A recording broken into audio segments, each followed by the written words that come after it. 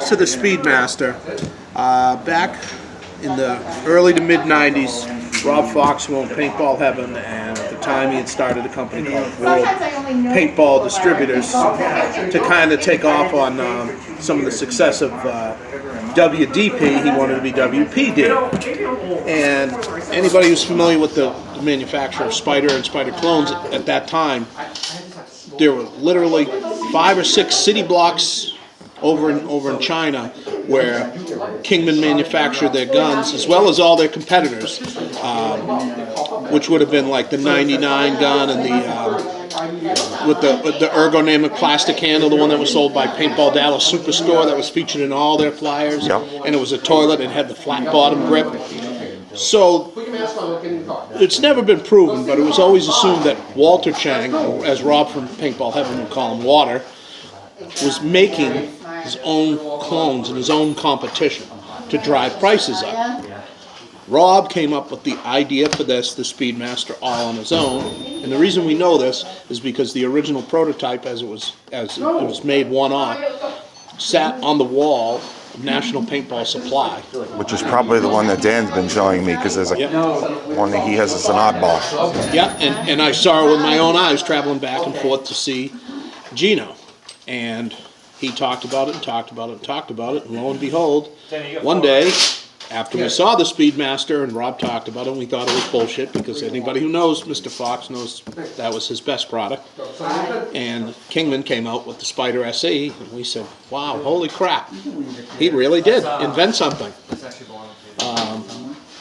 So then moving on, there came a point in time when Rob needed money to build the famous ghost town here at P&L Paintball now, and he settled in San Francisco District Court. I forget the exact year. He settled with Kingman International, with Walter and Tina, to the sum of $350,000 in product was what he would receive in credit. So he was getting cases upon cases of Spyder Special Editions, which at the time were $279 wholesale, and they were retailing for $350, $399. He was selling them locally to me by the carton for $250. So we were picking up a nice $30 bill wholesale. And then again, he making a big push. He was buying surplus lumber, cash money to buy old building beams and whatnot. So we started getting them. We were down to $210 for a 12-pack. You know, $210 a unit cash, and we were selling them to like Cynthia at Adventure Games at the time by the pallet. We were sending them to National Paintball. I was meeting them in the old USI Apache parking lot under Derringer's nightclub and giving them $30,000, $40,000, $50,000 in cash. So we know the product liability story is true because of the amount of money involved when you extrapolate and you start adding the units. You know, so that's kind of where that came from. And then, you know, as far as some of the anomalies that Sean has found, you know, talked about over the years, and I know Dan has brought different parts and pieces up. Again, anybody who knows anything about China, and specifically the Changs, a lot of times they would, in fact, we used to joke that they build guns out of leftover parts and pieces, like hence the TL Plus or the TL, and that is in fact what they do. And that's how we come to the shorter cover was a defect run. We heard that from I can't remember the gentleman's name. He was sponsored by them. He was on company. He used to play with Buddy. Who was your buddy who played with Tommy? Who? Remember? He was on the cover of one of the two extremes with his Spyder, with his white Raven shirt. Not Rusty. Oh, well, I forget his name.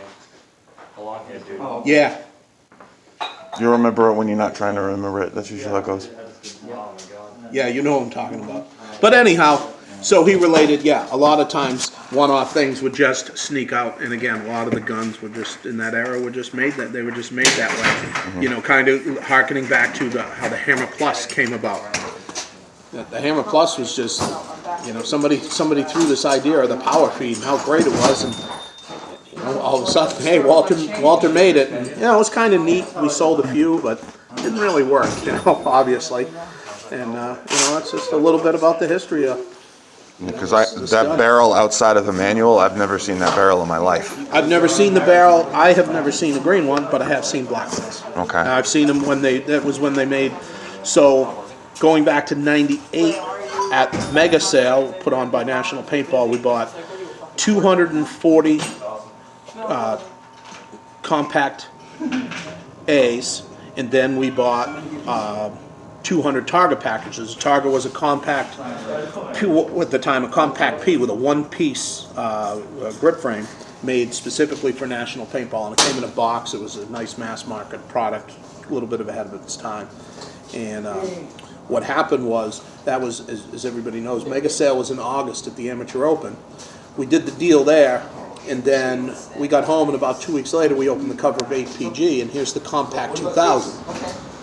Retailing for $99 when we just did the deal, and we spent $89 on 440 combined units, and we bought compacts.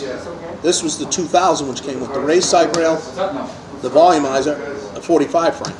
Yeah. And so we felt slighted by that. We had some stern words for Kingman, and in the past I've been featured in Walter and Tina's ads. We were one of their original 10 customers and had a great relationship. And at that time when that happened, it was a big blow up, and at the time we dumped them, we stopped selling them. We actually had a paintball store in New England, one of the biggest up here, and we only sold Rebels, which made life difficult for a while. But that's another interesting piece of history from that time frame in the industry. Okay. Well, thank you. Much appreciated. Oh, you're welcome.